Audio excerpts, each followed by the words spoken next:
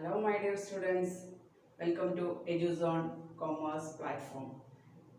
കഴിഞ്ഞ വീഡിയോയിൽ നമ്മൾ ഡിസ്കസ് ചെയ്തത് ഓർഗനൈസേഷണൽ സ്ട്രക്ചറിന്റെ different types of organisational structure ആയിരുന്നു അല്ലേ കഴിഞ്ഞ വീഡിയോയിൽ നമ്മൾ ഫങ്ഷണൽ സ്ട്രക്ചർ ഫസ്റ്റ് ടൈപ്സ് പറഞ്ഞു. ഫങ്ഷണൽ സ്ട്രക്ചറിന്റെ മീനിങ് നമ്മൾ പഠിച്ചു കഴിഞ്ഞ ക്ലാസ്സിൽ അല്ലേ, ഡിസ്കസ് ചെയ്തു.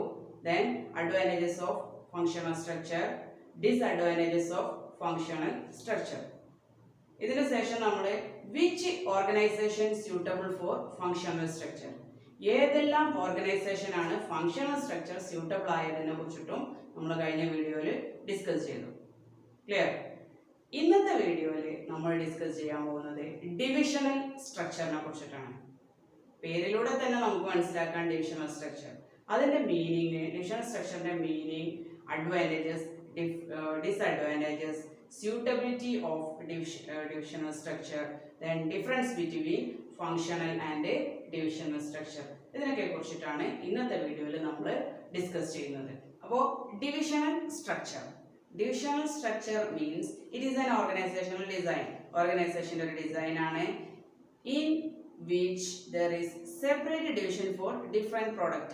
വ്യത്യസ്ത പ്രോഡക്റ്റുകൾക്ക് ഡിഫറെൻ്റ് ആയിട്ട് വ്യത്യസ്തമായ ഒരു ഡിവിഷൻ ആക്കി മാറ്റുക, ഓരോ പ്രോഡക്റ്റ് ഓരോ ഡിവിഷൻ ആക്കി മാറ്റുകയും ഈച്ച് ഡിവിഷൻസ് ഹാവിങ്, ഓരോ ഡിവിഷനും അവരുടെ ഫങ്ഷൻ അനുസരിച്ചിട്ട്, ഫങ്ഷൻസ് ലൈക്ക് പ്രൊഡക്ഷൻ ഒരു ഡിപ്പാർട്ട്മെന്റ്, മാർക്കറ്റിങ്ങിന് വേറെ ഡിപ്പാർട്ട്മെന്റ്, പർച്ചേസിങ്ങിന് വേറെ ഡിപ്പാർട്ട്മെന്റ്, അങ്ങനെ ഓരോ വ്യത്യസ്ത പ്രോഡക്റ്റുകളെ വ്യത്യസ്ത ഡിവിഷൻ ആക്കി മാറ്റുകയും ഓരോ പ്രോഡക്റ്റിനും അവരുടെ ഫങ്ഷൻ അനുസരിച്ച് വ്യത്യസ്ത ഡിപ്പാർട്ട്മെന്റുകളാക്കുകയും ചെയ്യുന്നതിന് പറയുന്ന ഈ ഒരു പ്രക്രിയയാണ് ഡിവിഷണൽ സ്ട്രക്ചർ.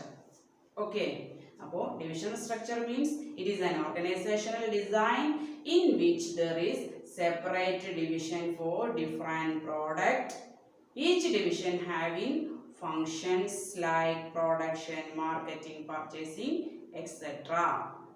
ഡിവിഷണൽ സ്ട്രക്ചറിന്റെ ഈ ഗ്രാഫ് നോക്കിയാൽ തന്നെ നമുക്ക് മനസ്സിലാവും ഡിവിഷണൽ സ്ട്രക്ചറിന്റെ ഒരു ലെവല്. കാരണം ഡിവിഷണൽ സ്ട്രക്ചർ എന്ന് പറഞ്ഞാൽ ഓരോ പ്രോഡക്റ്റിനെ അനുസരിച്ചിട്ട് ഡിവൈഡ് ചെയ്യാണ്, ഡിവിഷൻ ആക്കാണ്. ഇപ്പൊ ടെക്സ്റ്റൈൽസിന് ഒരു ഡിപ്പാർട്ട്മെന്റ്, ദെൻ സിമെന്റ് മറ്റൊരു ഡിവിഷൻ, ഷിപ്പിംഗ് മറ്റൊരു ഡിവിഷനാക്കി മാറ്റി.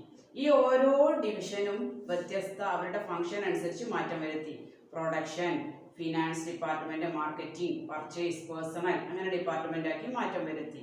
ഓക്കെ, അതുപോലെ സിമെന്റിന് production, finance, marketing, purchasing, then ഷിപ്പിങ്ങിനും production, finance, marketing, purchase, personnel, അങ്ങനെ ഓരോ ഡിപ്പാർട്ട്മെന്റ് ആക്കിയിട്ട് ഫംഗ്ഷന്റെ ബേസിൽ ക്ലാസിഫൈ ചെയ്തു. ഫസ്റ്റ് പ്രോഡക്റ്റിന്റെ ലെവലിനനുസരിച്ച് പ്രോഡക്റ്റ് ലെവലിൽ ഡിവിഷൻ ചെയ്തതിന് ശേഷം അവരുടെ ഫംഗ്ഷൻ അനുസരിച്ചിട്ട് വീണ്ടും ക്ലാസിഫൈ ചെയ്യുന്ന ഇത്തരം പ്രവർത്തനമാണ് ഡിവിഷണൽ സ്ട്രക്ചർ. ഈ ഗ്രാഫ് ഒന്ന് നോക്കാം. Okay, next topic advantages of divisional structure. Divisional സ്ട്രക്ചറിന്റെ അഡ്വാൻറ്റേജസ് ആണ് ഇനി നമ്മൾ പറയാൻ പോകുന്നത്. Development of skill. First one, development of skill. അതായത് specialisation helps in development of varied skill. അതായത് സ്പെഷ്യലൈസേഷൻ, അതായത് ഓരോ ഡിപ്പാർട്ട്മെന്റിനും ഓരോ പ്രോഡക്റ്റിനും വ്യത്യസ്ത ഡിവിഷൻ ആക്കി മാറ്റുമ്പോൾ ഓരോ ഡിപ്പാർട്ട്മെന്റിലും അവർക്ക് അവരുടെ കാര്യങ്ങളിൽ മാത്രം അവര് സ്കില്ലായിരിക്കും, വെറൈറ്റി ആയിട്ട് അവരുടെ കാര്യങ്ങൾക്ക് മാത്രം അവര് നല്ല ലെവലിൽ സ്കിൽ ഉണ്ടാവും. Development of skill. Then fixation of responsibility.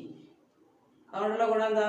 അതായത് നമ്മളെല്ലാവരും പറയുന്ന ഒരു കാര്യമാണ്, നമ്മുടെ അടുത്തൊരു ഫോൾട്ട് ആയിട്ട് മറ്റുള്ളവരുടെ മേലിൽ നമ്മൾ കുറ്റം ചുമത്തും അല്ലേ. പക്ഷേ ഓരോ പ്രോഡക്റ്റിനും വ്യത്യസ്ത ഡിവിഷൻ ആക്കി മാറ്റുമ്പോൾ ആ ബിസിനസ് സ്ഥാപനത്തിൽ, ഇത് ലാർജ് സ്കെയിൽ ബിസിനസ്സിലാണ് ഏറ്റവും suitable.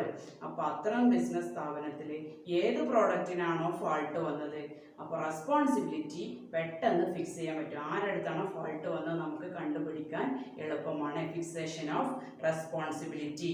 Okay, then quickness in decision making. തീരുമാനം പെട്ടെന്ന് എടുക്കാൻ പറ്റും. എന്താ അതിന് കാരണം? ക്വിക്നെസ് ഇൻ ഡിസിഷൻ മേക്കിംഗ്, തീരുമാനം നമുക്ക് പെട്ടെന്ന്. അപ്പോൾ അതായത് ഇപ്പം നമ്മുടെ ടെക്സ്റ്റൈൽ ബിസിനസ്സിലാണെങ്കിൽ അതിൻ്റെ തീരുമാനം അവർക്ക് മാത്രം തീരുമാനിച്ചാൽ മതി. അതായത് അത് സിമെന്റ് ഡിപ്പാർട്ട്മെന്റിനോട് ചോദിക്കേണ്ട ആവശ്യമില്ല. Decision making, quick decision making. Fourth point എന്ന് പറയുന്നത് ഫെസിലിറ്റേറ്റ് എക്സ്പാൻഷൻ ആൻഡ് ഗ്രോത്ത്. അതായത് നമ്മുടെ ടെക്സ്റ്റൈൽ ബിസിനസ് ഒന്നുകൂടി ഡെവലപ്പ് ചെയ്യണമെന്നുണ്ടെങ്കിൽ നമ്മുടെ ബിസിനസ്സിനെ തന്നെ നേരിട്ട് നമ്മുടെ ഡിവിഷനെ തന്നെ പെട്ടെന്ന് അതിനോട് യോജിച്ച് അതിനോട് കൂടി എക്സ്പാൻഡ് ചെയ്യാൻ, അതായത് പുതിയ ഡിവിഷനുകൾ എത്ര എളുപ്പത്തിൽ തന്നെ ഒന്ന് എക്സ്പാൻഡ് ചെയ്യാൻ നമുക്ക് സാധിക്കും. അത് no interruption in existing division when new ones are added. This facilitate expansion and growth. അതായത് പുതിയൊരു പ്രോഡക്റ്റ് നമ്മുടെ ടെക്സ്റ്റൈൽസ് രൂപത്തിലേക്ക് ഒരു പ്രോഡക്റ്റ് കൊണ്ടുവരികയാണെങ്കിൽ അതിന് മറ്റൊരു ഡിപ്പാർട്ട്മെന്റിന്റെ ഇന്ററപ്ഷൻ അതിൽ വരുന്നില്ല. നമുക്ക് നമ്മുടെ ബിസിനസ്സിലേക്ക് ആ ഒരു ടെക്സ്റ്റൈൽസിനെ ആ ഒരു പ്രോഡക്റ്റിനെ നമുക്ക് ആഡ് ചെയ്യാൻ പറ്റും. അതിന് ഒരു ഇന്ററപ്ഷനും നമുക്ക് വരുന്നില്ല എന്നതാണ്. അതുകൊണ്ട് തന്നെ എക്സ്പാൻഷൻ ആൻഡ് ഗ്രോത്ത് സിമ്പിൾ ആയിരിക്കും. അടുത്തതായിട്ട് നമ്മൾ ഡിസ്കസ് ചെയ്യാൻ പോകുന്നത് disadvantages of divisional structure. Divisional സ്ട്രക്ചറിന്റെ ഡിസ്അഡ്വാൻറ്റേജ്, അതായത് ദോഷങ്ങളെ കുറിച്ചിട്ടാണ്, അതിന്റെ ലിമിറ്റേഷൻസിനെ കുറിച്ചിട്ടാണ് നമ്മൾ ഡിസ്കസ് ചെയ്യുന്നത്. First one, conflict among divisions. ഡിപ്പാർട്ട്മെന്റുകൾ തമ്മിലുള്ള തർക്കങ്ങൾ. കാരണം അലോക്കേഷൻ ഓഫ് ഫണ്ട് അവർക്ക് കൊടുക്കുന്നതിനെ കുറിച്ചിട്ട് മറ്റു ഡിപ്പാർട്ട്മെന്റുകൾ തമ്മിൽ ക്ലാഷ് ഉണ്ടാവാൻ ചാൻസ് ഉണ്ട്. Then better performance at the expense of other divisions. അതായത് ചില ഡിപ്പാർട്ട്മെന്റുകൾ കുറഞ്ഞ കോസ്റ്റിൽ മാക്സിമം പ്രൊഡക്ഷൻ നടത്തും. അതേസമയം മറ്റു ഡിപ്പാർട്ട്മെന്റ് നല്ല കോസ്റ്റ് വേണ്ടി വരും അവർക്ക് ഒരു പ്രൊഡക്ഷൻ നടത്താൻ. അവർ തമ്മിലുള്ള ഒരു ക്ലാഷ് ഉണ്ടാവാൻ ചാൻസ് ഉണ്ട്. ഞങ്ങൾ നല്ല രീതിയിൽ ബെറ്റർ ആയിട്ട് പെർഫോം ചെയ്തു, മറ്റുള്ളവർ അതിനെ ആ രീതിയിൽ ചെയ്തിട്ടില്ല എന്ന് പറഞ്ഞിട്ട് അങ്ങനെ ഒരുപാട് പ്രശ്നങ്ങൾ ഉണ്ടാവും. ഡിപ്പാർട്ട്മെന്റുകൾ തമ്മിൽ പ്രശ്നങ്ങൾ ഉണ്ടാവും. അതാണ് conflict among divisions. Okay, second point, increased cost കൂട്ടാം. എങ്ങനെ കോസ്റ്റ് കൂടുക? Similar function in each divisions result in duplication of work. അതായത് സിമിലർ ഫംഗ്ഷൻ ആയിരിക്കും, ഒരേ ഫംഗ്ഷൻ തന്നെ ആയിരിക്കും. പ്രൊഡക്ഷൻ ആണെങ്കിൽ ഒരേ ഫംഗ്ഷൻ ആയിരിക്കും, പക്ഷേ ഈച്ച് ഡിവിഷൻ ഓരോ ഡിവിഷനിലെയും similar work duplication of work ഉണ്ടാക്കാൻ ചാൻസ് ഉണ്ട്. അതായത് ഓരോ ഡിവിഷനിലും ഒരേ വർക്കുകൾ ചെയ്യുമ്പോൾ അത് ചില സ്ഥലങ്ങളിലൊക്കെ ചില ഡിപ്പാർട്ട്മെന്റിൽ അത് വർക്ക് ഡ്യൂപ്ലിക്കേറ്റ് ചെയ്യാൻ ചാൻസ് ഉണ്ട്. അത് നമ്മുടെ കോസ്റ്റ് ഇൻക്രീസ് ചെയ്യാം. ദെൻ ഇൻഡിപെൻഡന്റ് അതോറിറ്റി ഹാംഫുൾ ദോഷകരമാണ്. ഇൻഡിപെൻഡന്റ് ആയിട്ടുള്ള അതോറിറ്റി, അതായത് സ്വന്തമായിട്ട് ഓരോ ഡിവിഷനിലും അതിൻ്റെതായ മാനേജർമാർ വർക്ക് ചെയ്യുന്നുണ്ടാവും. ഈ മാനേജർക്കാണ് ആ ഡിവിഷൻ കൺട്രോൾ ചെയ്യുന്നത്. ഈ മാനേജറാണ് അയാളുടെ ആ ഡിവിഷൻ ഫുൾ പവർ അയാൾക്കാണ് കിട്ടുന്നത്. ഇങ്ങനെ ഒരു ഡിപ്പാർട്ട്മെന്റിന് അല്ലെങ്കിൽ ഒരു ഡിവിഷന്റെ ഫുൾ പവർ ഒരു മാനേജർക്ക് കിട്ടുമ്പോൾ അയാൾ അത് മിസ്യൂസ് ചെയ്യാൻ ചാൻസ് ഉണ്ട്. Okay, that result overlooking the organizational interest. ഓർഗനൈസേഷന്റെ ഇൻട്രസ്റ്റിനെ ഓവർലുക്ക് ചെയ്യാൻ ചാൻസ് ഉണ്ട്. അതായത് ഒരു സ്ഥാപനത്തിന്റെ ഒരു ഡിപ്പാർട്ട്മെന്റിന്റെ തന്നെ ഫുൾ പവറും ഒരു മാനേജറുടെ കയ്യിൽ കിട്ടിയാൽ ഓട്ടോമാറ്റിക്കായിട്ട് അയാൾ അതൊരു മിസ്യൂസ് ചെയ്യാൻ ചാൻസ് ഉണ്ട്. അതുകൊണ്ട് തന്നെ ഇൻഡിപെൻഡന്റ് അതോറിറ്റി ഹാംഫുൾ ആണെന്ന് പറയാം. അങ്ങനെ 3 ഡിസഡ്വാൻറ്റേജസ് ആണ് നമുക്ക് ഇതിൽ പഠിക്കാനുള്ളത്. Conflict among divisions, increased cost, independent authority, harmful. Okay, അടുത്തതായിട്ട് നമ്മൾ നോക്കുന്നത് which organisation suitable for divisional structure. ഏത് ഓർഗനൈസേഷനിലാണ് ഡിവിഷണൽ സ്ട്രക്ചർ സ്യൂട്ടബിൾ ആണെന്നാണ് അടുത്ത ടോപ്പിക്ക് നമ്മൾ പഠിക്കുന്നത്. ഓക്കെ, എല്ലാ ബിസിനസ് സ്ഥാപനങ്ങൾക്കും ഡിവിഷണൽ സ്ട്രക്ചർ സ്യൂട്ടബിൾ അല്ല. ഏതൊക്കെ ചില ഇമ്പോർട്ടൻ്റ് ആയിട്ടുള്ള ബിസിനസ് സ്ഥാപനങ്ങൾക്കാണ് ഏറ്റവും ഡിവിഷണൽ സ്ട്രക്ചർ സ്യൂട്ടബിൾ, അത് ഏതൊക്കെയാണെന്നാണ് നമ്മൾ പറയാൻ പോകുന്നത്. First one, large variety product required. അതായത് ഒരുപാട് വ്യത്യസ്ത പ്രോഡക്റ്റുകൾ ആവശ്യമുള്ള സ്ഥാപനങ്ങൾ ഏറ്റവും ബെറ്റർ ഡിവിഷണൽ സ്ട്രക്ചർ ആണ്. Okay, large variety product required. Then second one, when organization grows. Organization നല്ല ഡെവലപ്പ് ചെയ്യുന്ന ഓർഗനൈസേഷൻ ആണെങ്കിൽ ആൻഡ് റിക്വയർഡ് മോർ ഡിപ്പാർട്ട്മെന്റ്സ്, ഒരുപാട് ഡിപ്പാർട്ട്മെന്റുകൾ ആവശ്യമുള്ള ഒരു സ്ഥാപനമാണെങ്കിൽ, and employees required more employees, ഒരുപാട് എംപ്ലോയീസിന് ആവശ്യമുള്ള ഒരുപാട് എംപ്ലോയീസ് വർക്ക് ചെയ്യുന്ന ഒരുപാട് ഡിപ്പാർട്ട്മെന്റുകൾ ഉള്ള സ്ഥാപനങ്ങളിലൊക്കെ ഏറ്റവും ബെറ്റർ ഏതാണ്? ഡിവിഷണൽ സ്ട്രക്ചർ ആണ്. അപ്പൊ ലാർജ് വെറൈറ്റി പ്രോഡക്റ്റ് ഡിപ്പാർട്ട്മെന്റുകൾക്കും ഗ്രോത്ത് നല്ല രീതിയിൽ ഗ്രോത്ത് ഉള്ള ഡിപ്പാർട്ട്മെന്റുകൾക്കും ദെൻ മോർ ഡിപ്പാർട്ട്മെന്റ് ആവശ്യമുള്ള ഓർഗനൈസേഷനും ഏറ്റവും കൂടുതൽ എംപ്ലോയീസ് ആവശ്യമുള്ള ഓർഗനൈസേഷനിലും സ്യൂട്ടബിൾ ആകുന്നത് ഡിവിഷണൽ സ്ട്രക്ചർ ആണ്.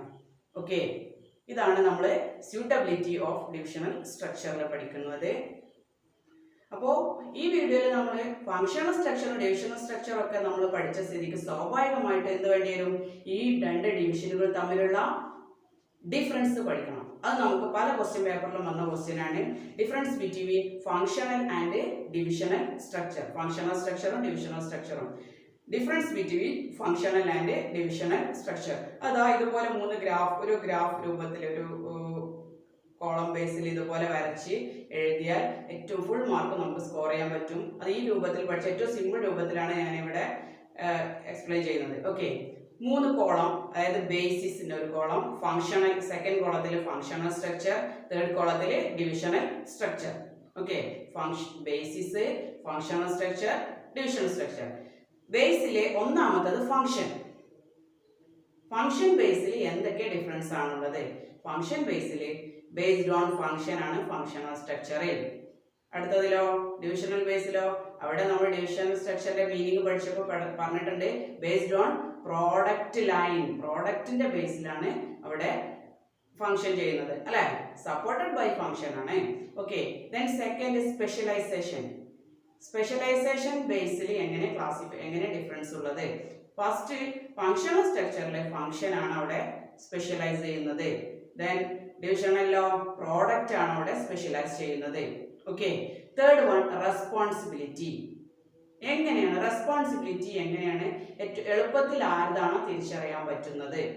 ഫങ്ഷണൽ സ്ട്രക്ചറിൽ നമുക്ക് ഡിഫറൻസ് ആണ് റെസ്പോൺസിബിലിറ്റി. ആരെ ഫാൾട്ട് ആണ് എന്ന് ഫങ്ഷണൽ സ്ട്രക്ചറിൽ പെട്ടെന്ന് ഐഡന്റിഫൈ ചെയ്യാൻ പറ്റില്ല. Difficulty fixed on a department. ഒരു ഡിപ്പാർട്ട്മെന്റിനെ ഫിക്സ് ചെയ്യാൻ പറ്റില്ല, ഡിഫിക്കൽട്ടി ആണ് അവരുടെ റെസ്പോൺസിബിലിറ്റി.